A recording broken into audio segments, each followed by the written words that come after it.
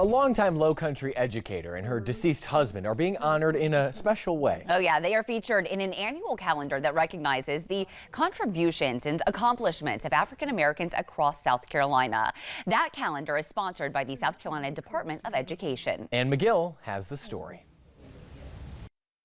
But I love the Tennessee waltz. And my husband, Marty, he loved the waltz. Delaris Risher and her late husband Marty loved to dance. They also loved people and education. That's why they are part of the annual South Carolina African American History Calendar. Their tribute appears during the month of October. He was jack of all trades. My husband was a great man.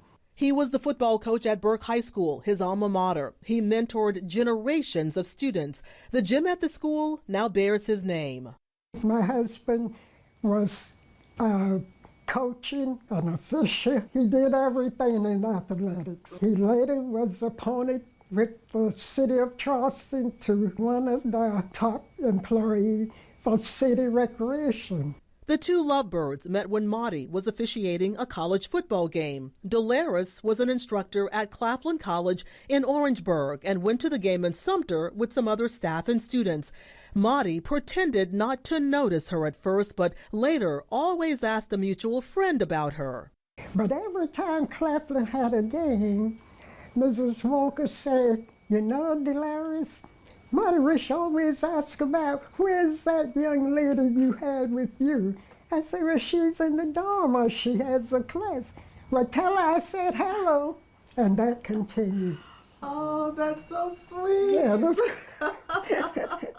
But before she became Mrs. Marty Risher, she made a name for herself as a trailblazer. She and another woman from Texas broke the color barrier at a Christian college in Nashville, Tennessee called Scarrett. His board could not do anything until they find at least 2 Afro-American women who will accept the invitation to the graduate school.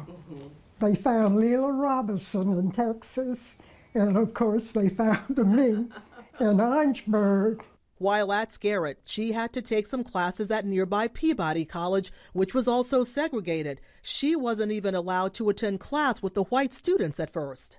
My first visit to Peabody for class was in the professor's conference room. They would not let me sit in the classroom the first session. But shortly after, she was invited to join in the discussions. After she got married and moved to Charleston, she taught history at C.A. Brown High School for 35 years. She and her husband started a family and had 2 children. Mr. Risher lost his sight in his late 60s, and in 2016, at the age of 88, he died in his wife's arms. They had been married 57 years. She's now 94. But he and I became popular in Charleston because whenever there were socials and we were invited, we took the floor.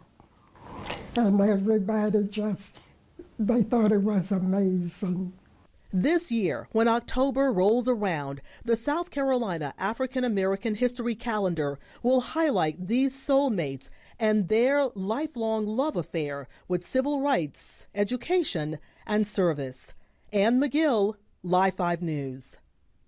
An incredible story there. This year's calendar also features former Gamecock and current WNBA player Asia Wilson and Judge Clifton Newman, who, if you'll recall, presided over the Alec Murdaugh murder trial. If you'd like to download that calendar, you can find the link to do so under the web story on our website, live5news.com.